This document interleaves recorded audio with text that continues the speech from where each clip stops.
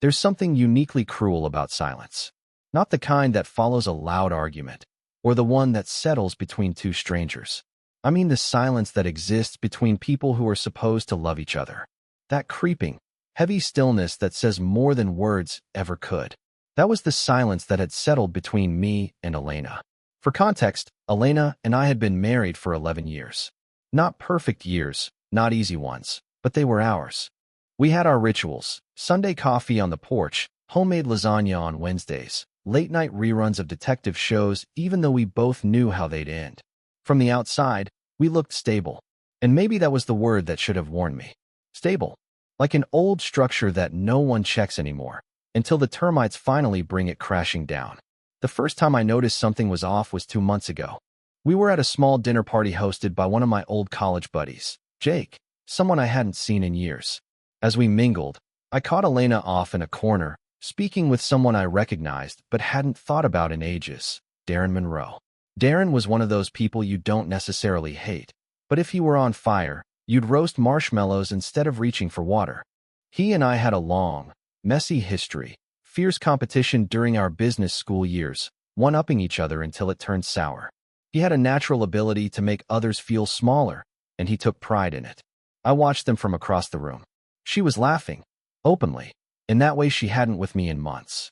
Her hand brushed his arm briefly as she spoke, and while it may have been innocent, something inside me stirred. I didn't confront her. I didn't make a scene. That's not how I operate. But that image didn't leave me. It festered. A few weeks passed. Elena brushed off the interaction when I mentioned Darren's name. Oh, him. Just catching up. Haven't seen him since that charity thing last year. And that was it. Her answer, flat and unbothered. Too smooth. I dropped it, not because I believed her, but because I needed to believe that we were still intact.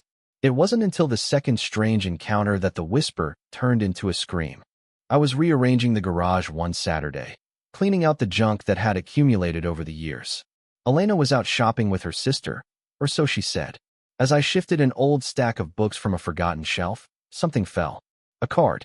It had been tucked between 2 of my old finance textbooks. At first, I thought it was mine, some old birthday card from a client or colleague.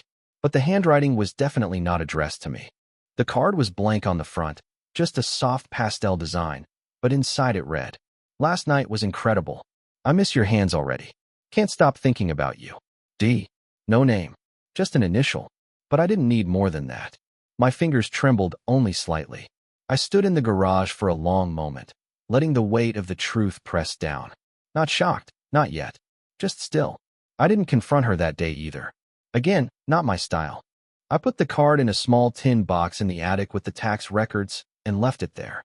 If this was the beginning of something unraveling, I needed to be patient. I needed to let it come apart on its own. Because chasing ghosts only makes you look paranoid. And I wasn't going to give her that power. The irony? I still made her lasagna that Wednesday. She complimented it. Said it reminded her of when we were first married. And I smiled, like a man who didn't just find a love note in his own garage. Like a man who didn't already know something was wrong. You see, I didn't find out through private investigators, hidden cameras, or dramatic confrontations. I found out because I paid attention. Because betrayal isn't always loud, it's often whispered. A note, a laugh, a glance held too long. What Elena didn't know was that I had decided, in that garage, that I was going to find the truth. Not by force. Not through tricks. I would wait, quietly, until she revealed it herself. And she would. Because they always do. The thing about people who lie is, they get lazy. Not at first, no. In the beginning, they're meticulous. They cover every base, over-explain their whereabouts, and maintain a saintly routine to throw off suspicion. But as time passes and they think they've successfully pulled the wool over your eyes, they relax. And in that relaxation, they slip. Elena slipped on a Thursday.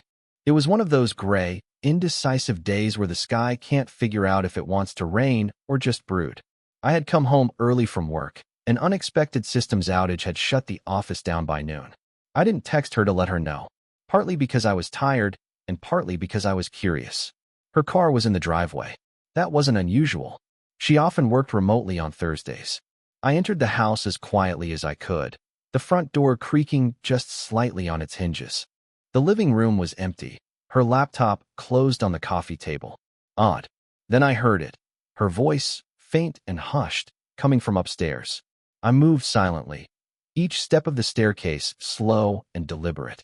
I wasn't eavesdropping out of jealousy. I needed information. Evidence. Confirmation. Call it whatever you like, but what I heard next etched itself into my memory. No.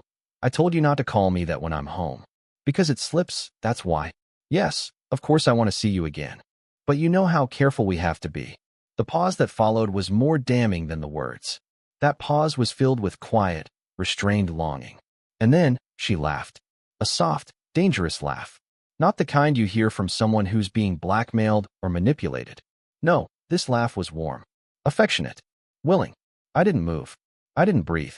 I stood in the hallway, just out of view, and absorbed it all. When I heard the call end, I backed away, step by careful step, until I was downstairs again. I opened the fridge, grabbed a bottle of water, and made just enough noise to announce my presence. Then I called up to her. Elena, I'm home early. She answered a moment later, voice light and cheerful. Oh, hey. Everything okay? Systems crash at work, I replied. Thought I'd surprise you. Well, you did, she laughed. I was just finishing up a call with a client. I forced a smile. Hope I didn't interrupt. You didn't, she called down. Just wrapping things up now. And just like that, we were back in the play. The same tired routine of a couple pretending to be whole. But I had heard enough. I had the missing piece now, not hard proof, not yet, but the knowledge. And knowledge changes everything. The next morning, she kissed me before I left for work. I let her. Her lips were soft, familiar, and wrong. Over the following days, I became a student of her routine. I paid attention to every detail, every word, every inconsistency. And slowly, like a puzzle assembling itself, a pattern emerged. There were days she claimed to be visiting her sister, but never mentioned what they talked about afterward. Times when she took longer than necessary for quick errands, always returning with the same excuse, traffic. I began testing her, subtly, asking questions I already knew the answers to, seeing how far she would go to protect the lie. She never faltered. That was her talent. She had the face of a woman who believed her own stories. But deep down, even the best liars slip eventually. It was a Tuesday afternoon when I found the second clue. I was looking for an old charger in her car's glove compartment when I noticed a receipt. It was folded neatly, tucked beneath the car manual. Dinner for two. A place neither of us had been to. A cozy Italian restaurant tucked away on the other side of town. Dated last Friday. I was out of town for work. The name on the bill was handwritten, along with a thank you note. Darren, always a pleasure. Come back soon. Lila.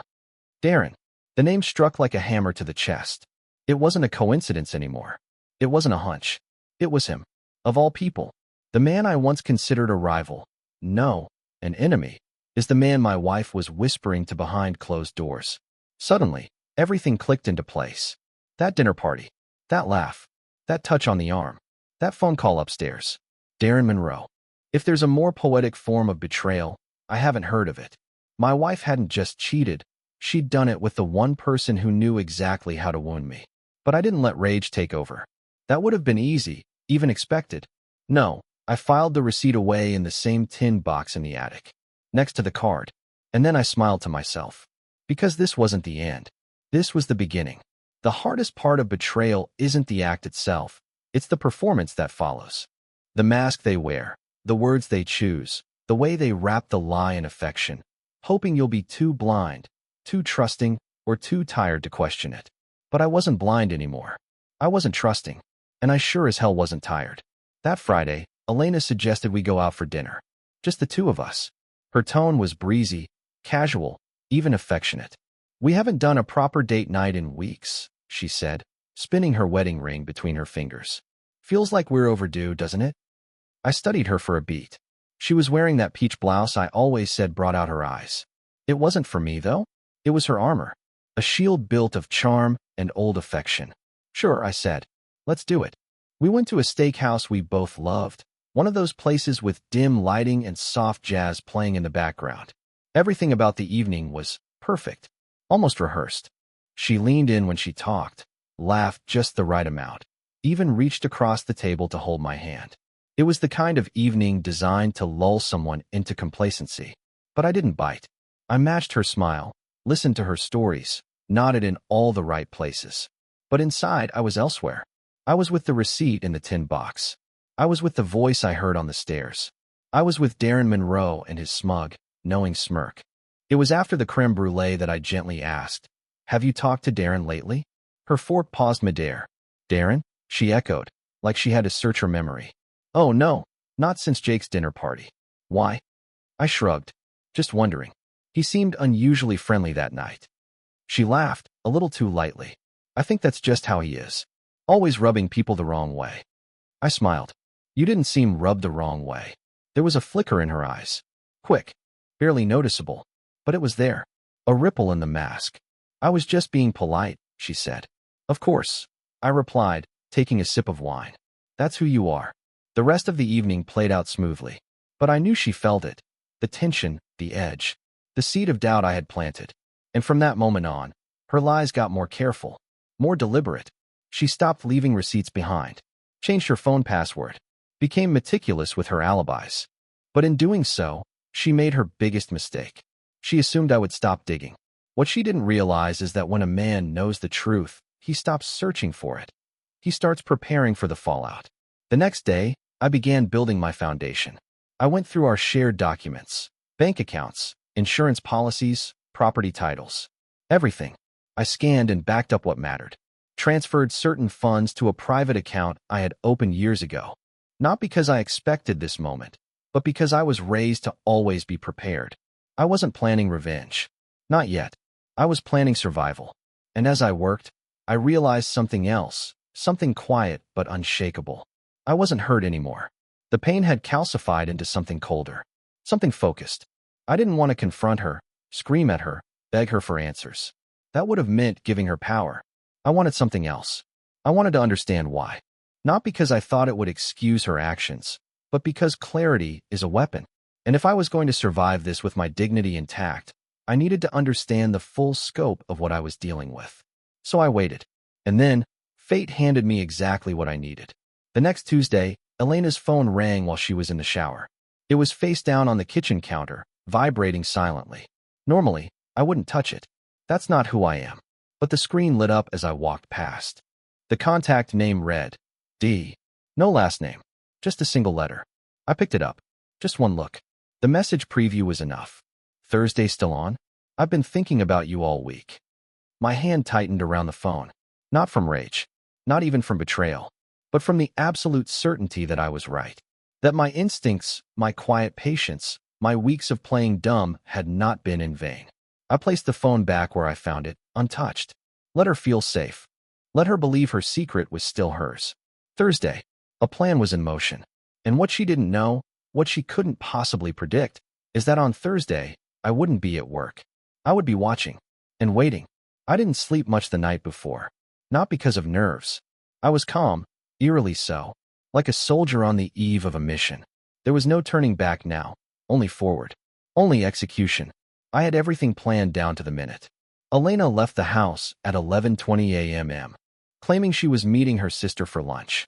She always left at that exact time on Thursdays. A soft blouse, that subtle jasmine perfume she thought I didn't notice. Her usual nothing to see here outfit.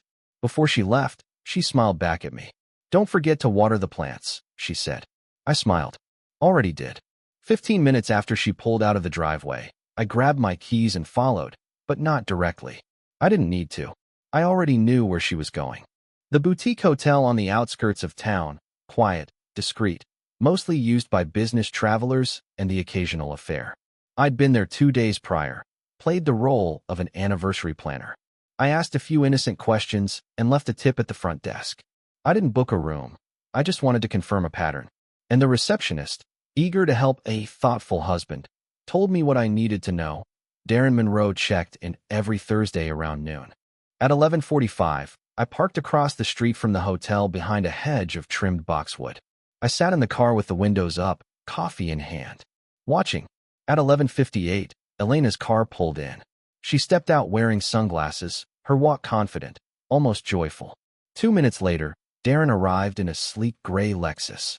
Suit, polished shoes, sunglasses of his own. Not a single glance over his shoulder. They met at the entrance without hesitation.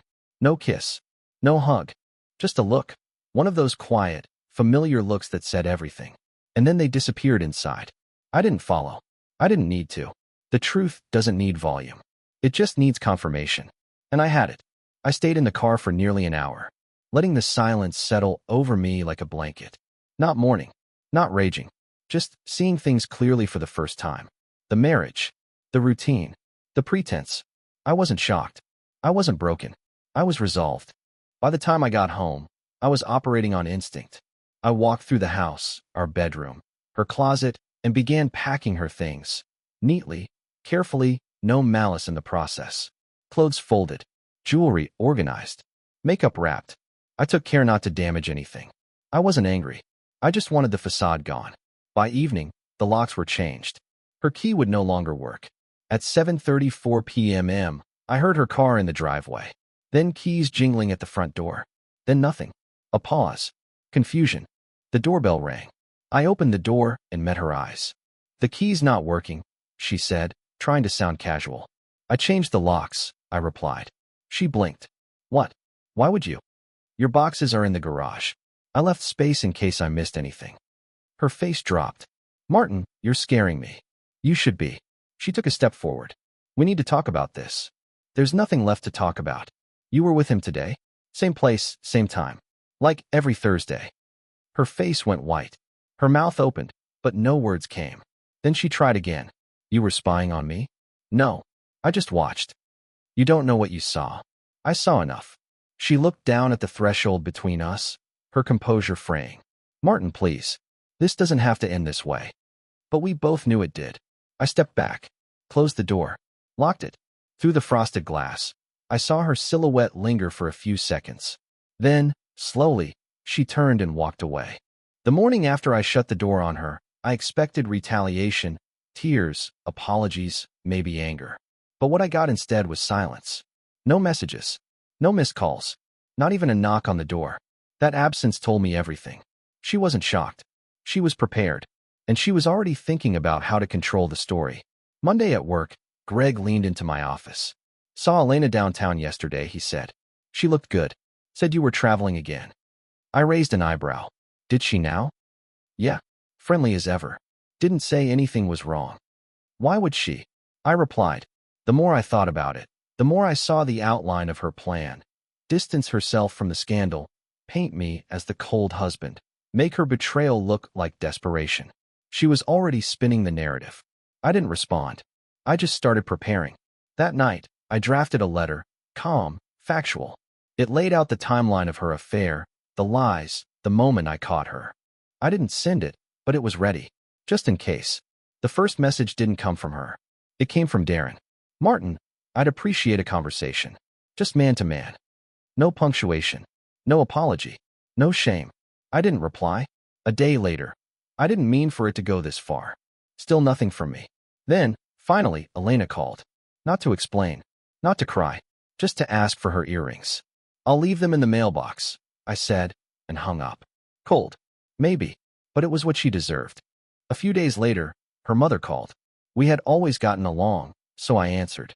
"Martin, I don't want to meddle, but I need to understand what's going on. Have you asked Elena? She said you kicked her out without warning." "Then ask her who Darren Monroe is," I said. "Ask her why she changed her phone password. Ask why Thursdays suddenly became sacred." There was a long pause. "I didn't know," she said quietly. "I'm not asking you to take sides," I said. "But don't let her make me the villain." She didn't call again. Then the email came. Long, emotional, full of contradictions. She was sorry. She was confused. She didn't mean for it to happen. She felt unseen, unloved. Darren was a mistake. She wanted forgiveness, maybe even a second chance. I read it twice, then archived it. There was nothing in it worth replying to. Just words strung together to protect what little she had left of her image. It wasn't regret. It wasn't love. It was damage control. Then Laura messaged me. We hadn't spoken in months. She was one of those mutual friends that stayed neutral during hard times. But she invited me for coffee, and I went. She looked uncomfortable. "Elena says you locked her out after a fight. Said you were paranoid. Controlling." I pulled out my phone. Showed her the photo. Elena and Darren at the boutique hotel. The timestamp. The truth. Laura stared. "Oh my God. She didn't mention that part, huh?" She shook her head slowly. She said you were losing it. No, I just stopped pretending. Laura looked stunned. She's going to regret this. She already does, I said. Not because she hurt me, but because she got caught. By the end of that week, the fallout had begun. The silence between Elena and me wasn't peace. It was war disguised as withdrawal. She had lost the element of surprise. Now, her only weapon was damage control. Her calls stopped. The messages stopped. But the ripples were spreading. I received a call from her older brother, Nathan. We'd always had a mutual respect, even if we weren't close. When I answered, his tone was flat. Martin, is it true? I didn't need to ask what he meant. Yes. There was a pause. She's not denying it, he said quietly. She just says you didn't give her a chance to explain. I let out a soft, humorless laugh. She had plenty of time to explain. She just chose to lie instead. Another pause. You deserved better, he said, then hung up. That was the first honest voice I'd heard from her side. Still, I knew the real confrontation hadn't happened yet. I hadn't seen her face to face since the hotel. She'd never asked for that either.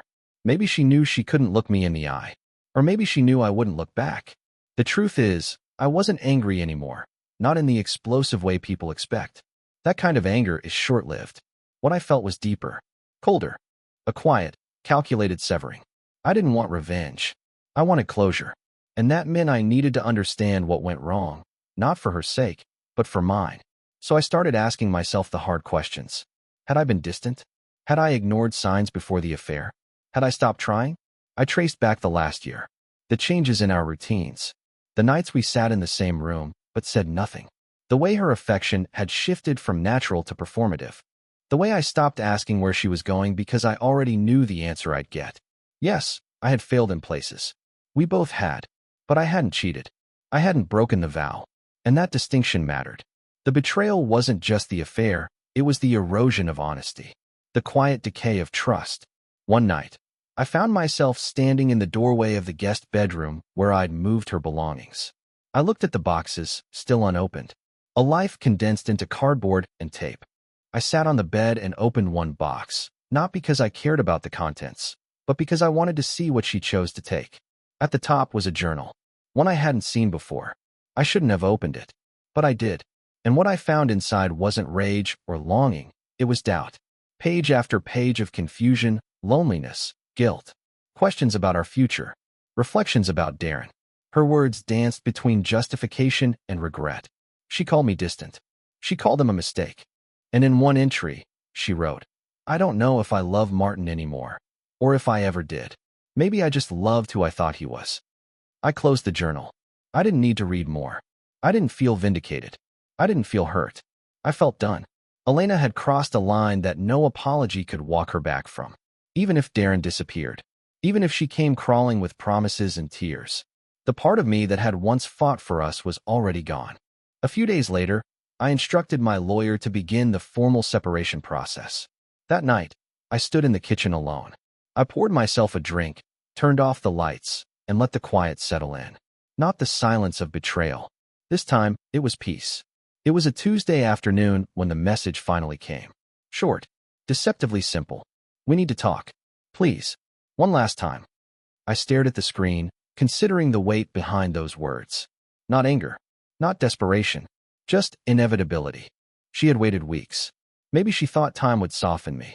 Maybe she believed I'd reflect and reconsider. She was wrong. Still, I agreed.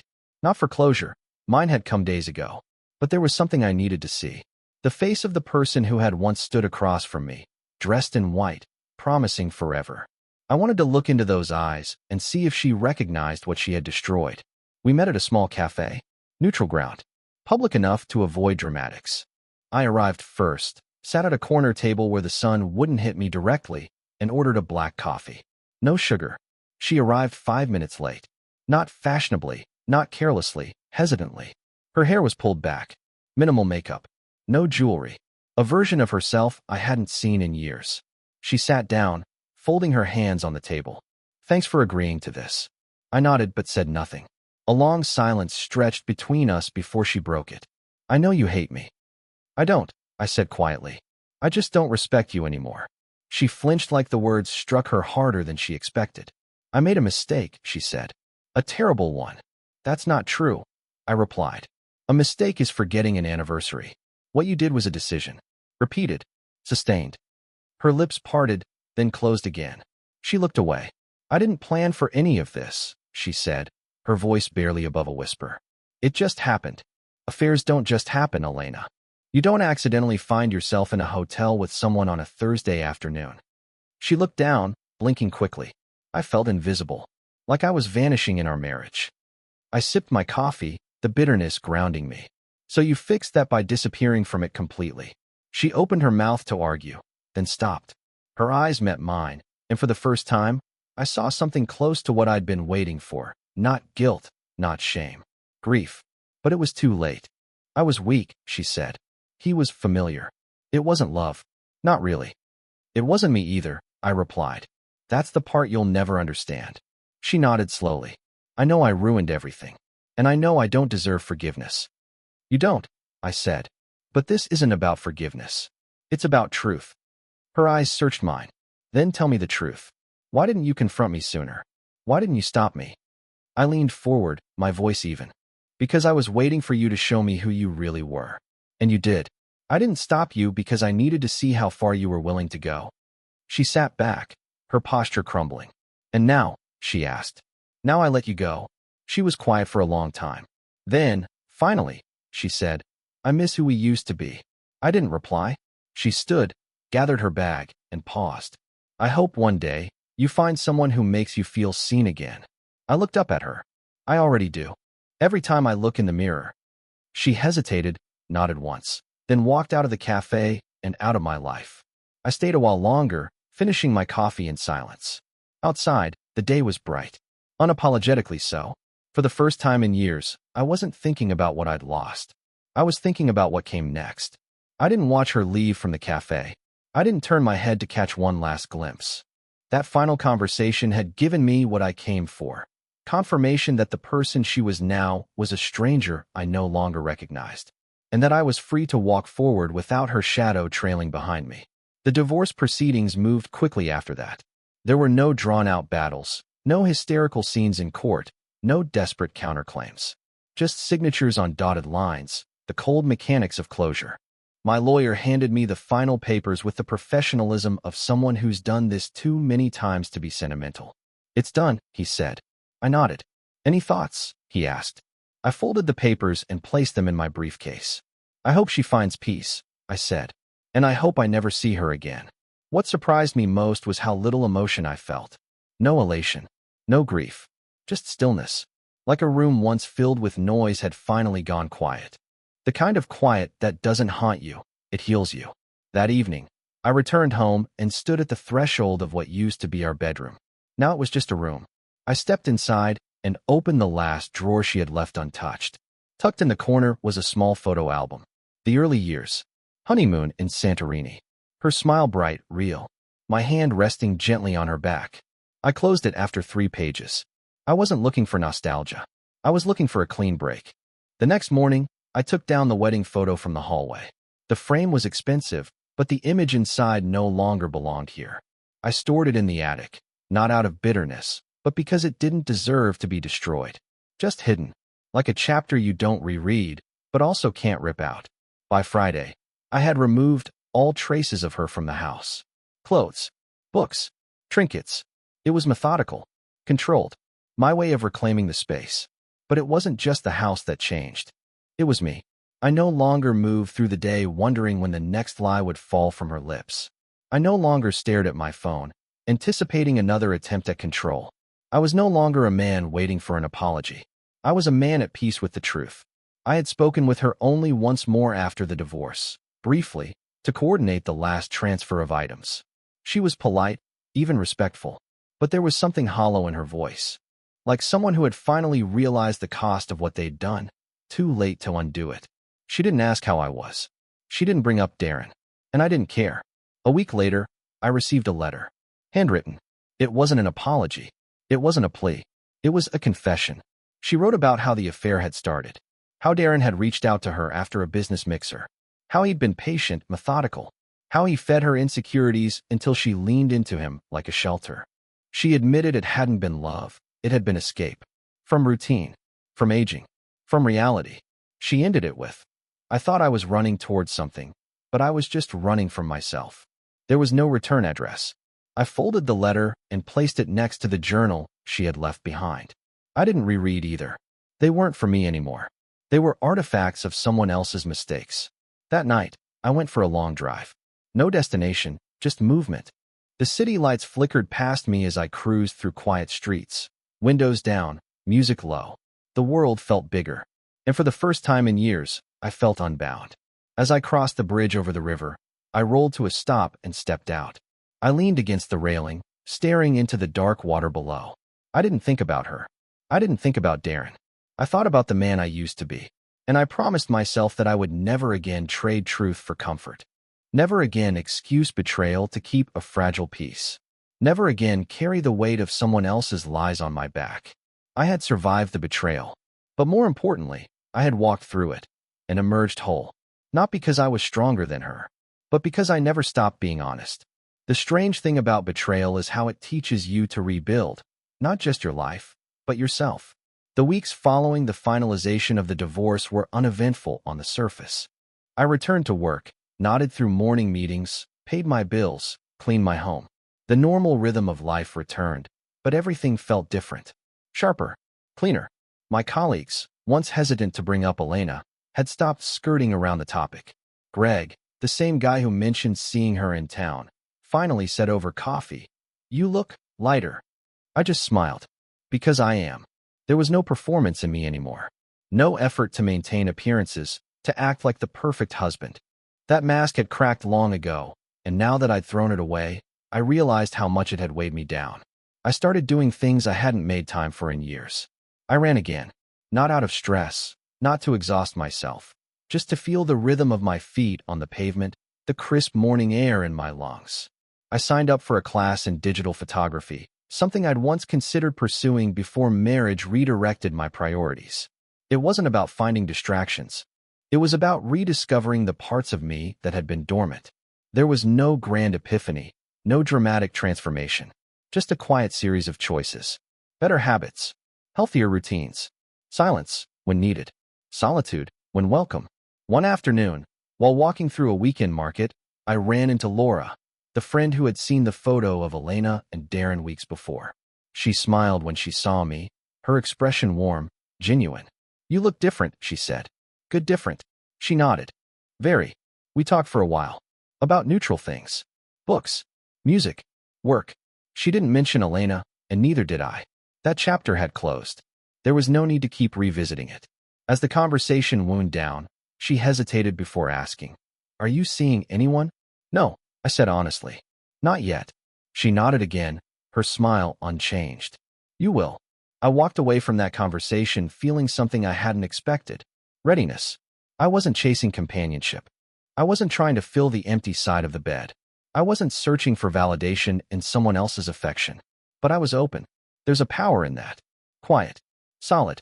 I remember standing in my kitchen that evening, sipping a glass of wine, watching the late sun cast golden shadows across the floor. I wasn't thinking about Elena. I wasn't wondering what she was doing or who she was with. For the first time since everything fell apart, my thoughts belonged entirely to me. And in that stillness, something stirred. Hope.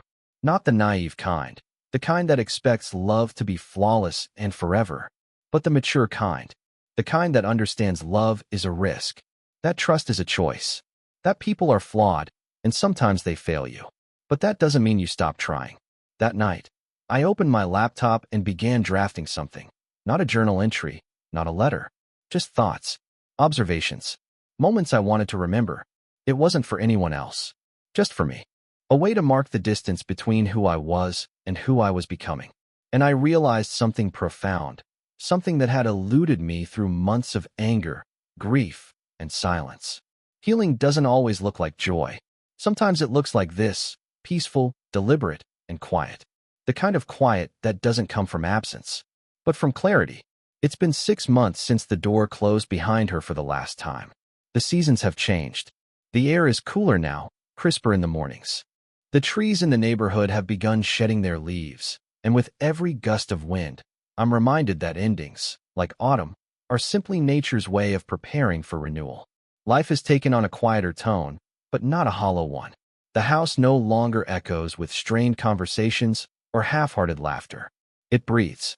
It feels lived in again, not by a couple hanging on by threads, but by a man finally comfortable in his own company. My routine has shifted. Mornings begin with coffee on the back porch, the rising sun, my only companion. I read more now. Think more. I've even started writing. Nothing ambitious, just short essays, reflections, bits and pieces of my experience. Some of it has made its way into a private blog. A handful of strangers have found it and left comments. Encouragement, gratitude, empathy. They don't know my name. They don't need to. What they connect with is the story. Because betrayal, for all its personal wounds, is heartbreakingly universal. I haven't seen Elena since our brief meeting at the cafe. I don't know where she lives now. I don't ask mutual friends about her, and I don't search her name online. She's a closed chapter. One I've underlined, marked, and shelved, visible, but no longer active in my life. Darren, irrelevant. Whatever they had burned out quickly, I'm told. But that's not my concern. His betrayal was expected. Hers was the one that changed me. And that's where I've landed. Change. Not bitterness. Not revenge. Just change. I see the world differently now. I ask more questions. I listen harder. And I love myself in a way I never knew how to before all of this. One morning, I found myself driving past the church where Elena and I were married. It wasn't intentional. I was taking a different route to the bookstore. I almost didn't notice it until I was already passing. For a moment, I slowed. Looked at the stained glass windows. The ivy climbing the bricks. The steps we stood on in front of our family and friends, smiling, blind to the future. I didn't feel anger. I didn't feel loss. I felt grateful. Not for the betrayal. Not for the pain. But for the clarity it forced upon me. For the strength I discovered in myself. For the man I had to become when everything familiar crumbled. I parked the car by a nearby park and walked for a while. Kids played on the swings. Couples strolled by, hands intertwined. I watched them, not with envy, but with understanding. Love is always a risk. But so is living. And I'm not afraid of either anymore. A woman sat on a bench reading near the fountain. She glanced up as I passed, offered a polite smile. I nodded back. Nothing more. No spark. No story. But I felt something stir again. Not longing. Not loneliness. Just the gentle reminder that life moves forward. And so do we. As I walked home that afternoon, wind picking up through the trees, I realized something simple and profound. She may have ended the marriage, but I'm the one who reclaimed the life. And this time, I won't give it away so easily.